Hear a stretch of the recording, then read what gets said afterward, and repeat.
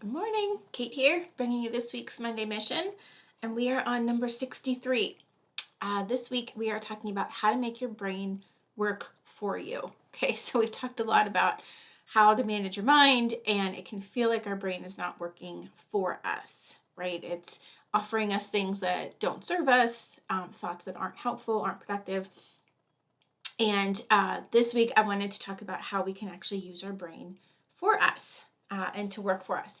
So I'm going to go over 3 ways that our brain works and then talk about how we can use that understanding and knowledge of our brain to work for us and get us the results that we want in our life. Okay, so the first one I want to talk about, and I have probably mentioned this in all 63 videos that I've ever done, but it's so important, and it's uh, really showing you all about your brain so that you can then turn it around and use it for your benefit, right? Use it for you.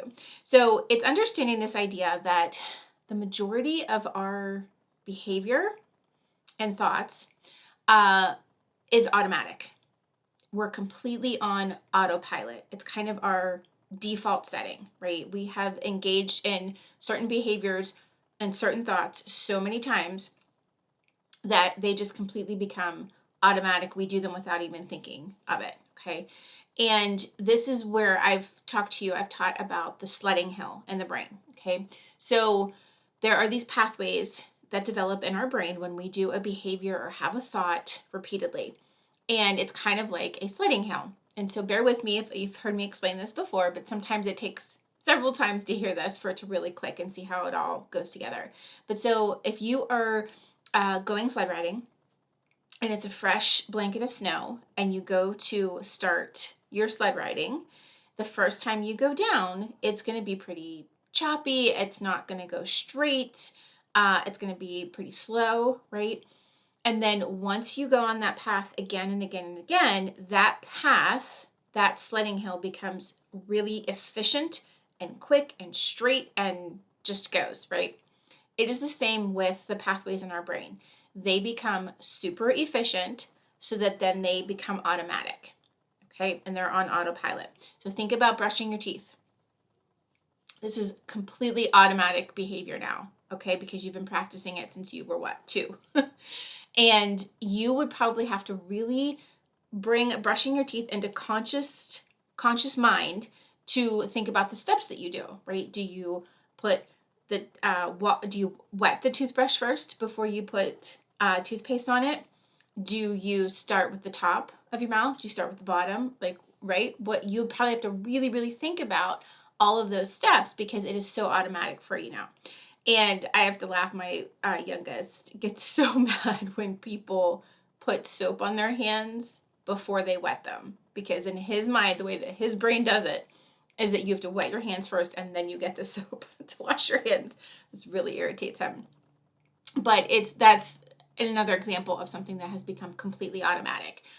Driving, right? So driving to work, driving to the store, driving to somewhere that you go frequently becomes automatic, right? And that's why you can drive somewhere and get there and think, oh, I don't remember really getting here. Like, oh wow, we're here already. And it's also how sometimes when you are going, say, the direction of your office, but you have to take that way to get somewhere. You're actually going somewhere different, but you turn to go to your office because you're just so used to taking that path. That is the automaticity. Is that the word, right? Yeah. The automaticness of your behavior. And it's the same with our thoughts. If we have the same thought over and over and over again, it becomes automatic. It becomes a sledding hill.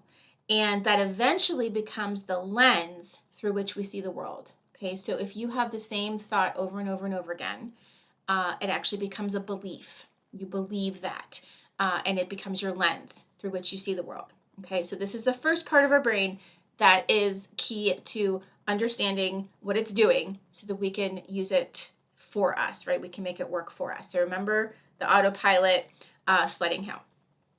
The other thing that the brain does that will help us use it for us is it looks for evidence.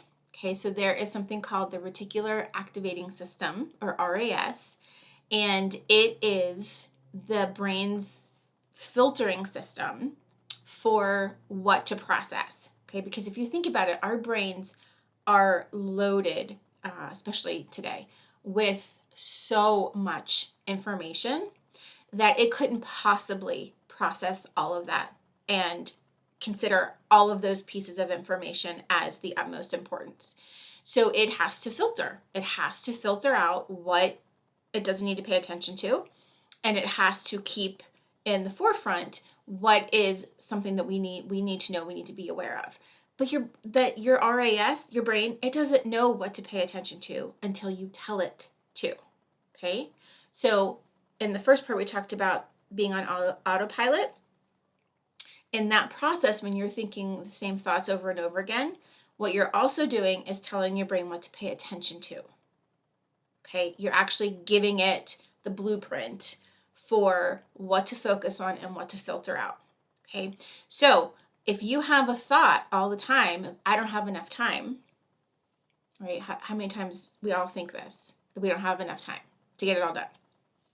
And if we have that thought over and over and over again, it not only becomes a sledding hill, it's gonna be our automatic thought, but our brain then also looks for all of the evidence to prove that we don't have enough time. Okay, so if we're asked to do something outside of our typical schedule, right, or something goes wrong and it's going to take longer than we think it's going to, that's proof, that's evidence of our thought that we don't have enough time. Okay, if you have a thought that you're fat, your brain is going to look for all of the evidence to show that you are and to prove that. It doesn't know why you decided to think that you're fat and that's important to pay attention to. It trusts you to tell it what to pay attention to, and then it will, so much so that it becomes automatic. Okay. Let's say that you say to yourself all the time, my husband doesn't show affection. Okay. Your brain is going to look for evidence to prove that thought, to prove that belief, that lens through which you see the world. And it's going to filter out all of the times that he is affectionate. It's going to filter out all the times where it shows that you're not fat, or that you're healthy, or you're not as heavy as you think you are. It's going to filter out anything that would prove that you do have plenty of time, right? Because the other thing that is important to know about your brain is that it hates to be wrong. It does not want to be wrong. Wrong means unsafe. Wrong means we could die. We could not survive. So your brain hates to be wrong. So it is going to prove, like 1000%, it is going to prove and find evidence to make sure that those thoughts that you're having are true. Okay, so that's the second way that your brain, I want you to understand how it works so that you can use it for you.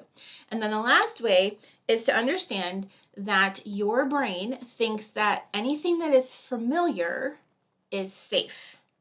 Okay, notice I didn't say good for you, healthy for you, or serves you. It just thinks that anything that is familiar is safe, and it doesn't want you to go out of that comfort zone. Okay, it will do anything to go out of that comfort zone. It will do anything to convince you to stay where it's familiar.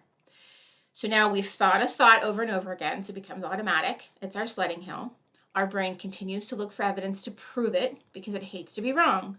And our brain also hates to go out of the comfort zone because in its thinking, that means that you're unsafe. Okay, so all of those beliefs and lenses that we just talked about become your comfort zone, right? So the thought, I don't have enough time, is now your comfort zone. And anything that would get you out of that comfort zone feels unsafe to the brain. And it is going to give you all these reasons why you shouldn't, right? So if it's something that you want to open a business, or you want to volunteer, or you want to start working out, you want to add something to your schedule, your brain's like, oh, nope, we don't have enough time. We've proved it. We've thought it over and over again, and look at all this evidence as to why we don't have time to do this. And it's not important, and you don't need to add it, right? So it's going to really try to convince you that you don't need to do this thing because it's going to take you out of your comfort zone, right? It's also why the thought, I'm fat, becomes a comfort zone. It really becomes a comfort zone. So if you are presented with, an opportunity to eat healthier, let's say that your partner wants to start eating healthier, and your brain's like, nope, you're fat. You're not going to eat healthy. We don't know what to do with that. We know what to do with thinking I'm fat and just continuing with what we're doing. We're going to stay here. It's familiar. It's safe. Even though it's not healthy for you, right? It doesn't serve you to maybe stay in that pattern. My husband doesn't show affection. That's going to become your comfort zone, right? And so your guard's going to go up and just keep thinking that thought over and over again. And you won't even notice when he actually may be showing you affection, okay? Because you're not primed to look for it. And it's not safe to leave the comfort zone of thinking that that's the case, right? Because if you go out of your comfort zone to maybe where you start showing affection more, that it would be reciprocated, your brain's like, that's not safe. We could be rejected. And it could prove that he does show affection, and we can't prove that he does show affection because that's our thought. Our belief is that he doesn't. We have to stay here where it's safe. Okay? So you see how your brain works, right? All of those pieces work together. And the way that we can use it for us, right? We can make it work for us is like this. So we know that our brain goes to autopilot. But what we also know is that our brains are plastic, right? That's just an easy way to think of it. But it's called neuroplasticity, meaning that we can create a new sledding hill. Now, the old sledding hill will not go away, but it will become much less efficient. It will become covered again with snow, that it would take a lot of effort to make it efficient again, okay? But this takes time. And this is what trips a lot of us up. We think that we can do this overnight, or we think that we can try something new for a couple of days. And then when it's still feels like when our brain is still saying, nope, nope, nope, don't do this, it's out of our comfort zone, we believe it. When the old thought comes back up, we believe it, right? Because we haven't given it enough time to create that new sledding hill, that new pathway, right? And you can, there's all kinds of research out there. The most that I've read is 63 days. This is Dr. Caroline Leaf's research. If you want to follow her on Instagram, but she wrote a book, Cleaning Up Your Mental Mess. It's a great book if you wanted to check it out. But what her research found is that she calls it a neurocycle, which is creating a new neural pathway, that it takes up to 63 days of practicing that thought every day. So truly making an effort each day to practice that new thought and create that new sledding hill. It could take up to, around 63 days. So I think that's helpful to understand, because after you've done it for a week, even 2 weeks, even a month, and you're still having the old thoughts come up for you, or it still just doesn't feel automatic to you, that's why. It's your brain taking that time to create that pathway. So giving yourself grace and compassion when you're doing that, okay? Then when you find your brain searching for or offering you evidence of old thoughts that you don't want to have anymore, do the turnaround, okay? And so this is from Byron Katie, and it's just a way to turn around a thought that you're having that you want to change, because you know that your brain's going to look for evidence for any thought that you offer it, right? So if you offer it a productive thought, then it's going to look for evidence to prove that, okay? So what would a turnaround be of I don't have enough time? A turnaround would be I have all the time I need, right? So go show up the next day thinking I have all the time that I need, and just see what you notice, because your brain will look for evidence to prove that new thought. It will find pockets of time. It will recognize a cancellation of something, like soccer practice was canceled. I have an hour and a half of time. I have plenty of time, right? It'll prove, it'll show, it'll find evidence for it. A turnaround of I'm fat could be what? I'm healthy, right? Because your brain's not going to believe I'm skinny if your brain has thought I'm fat for that many years, right?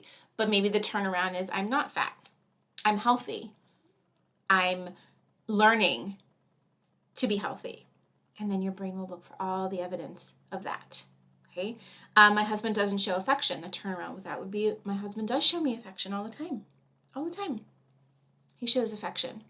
And then your brain will look for it. So now your brain will see where he caressed your shoulder as he walked past you in the hallway, or he made your coffee in the morning for you, or he picked up the groceries, right?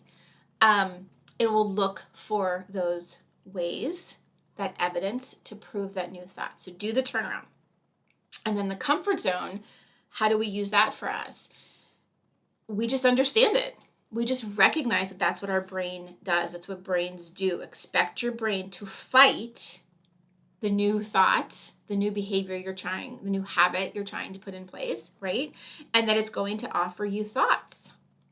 It's going to offer you thoughts against that and why you shouldn't do that thing, because it wants you to stay in that comfort zone. But comfort zone does not necessarily equal healthy or that it's serving you. And it may be a comfort zone that served you in the past but no longer does, right? And that's what you have to ask yourself, what is that for you?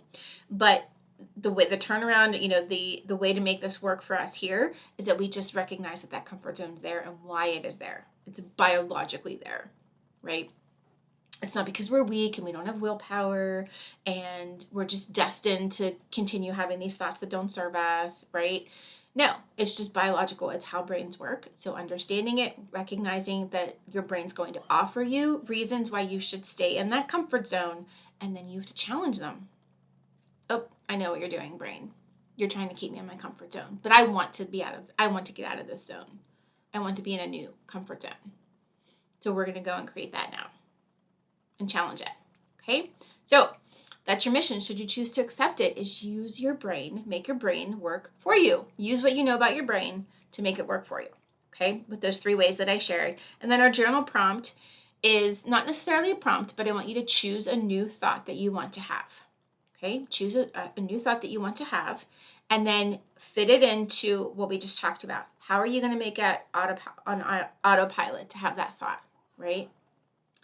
How are you going to have evidence for that thought, right? You're going to think it every single day, knowing that it may come up to 63 days before it actually feels like a new thought that you accept and believe, right? And when your brain offers you reasons to not think that thought, you're going to challenge it and say, nope, we're doing this. Okay? So, again, as always, share with me anything that comes up for you this week, and I hope this was a good one. I'll talk to you soon. Bye.